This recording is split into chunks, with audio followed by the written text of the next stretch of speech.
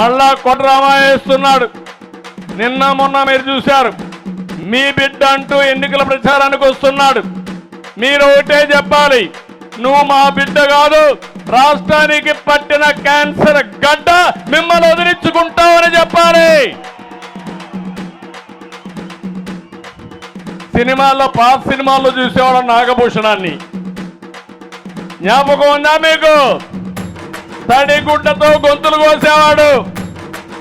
అలాంటి తడిగుడ్డతో గొంతులు కోసే రకం ఈ జగన్ అని చెప్పి కూడా నేను మీకు తెలియజేస్తున్నా. అన్ని కుట్రలే, అన్ని కుతంత్రాలే, చేసేది మాత్రం మీరు చూశారు.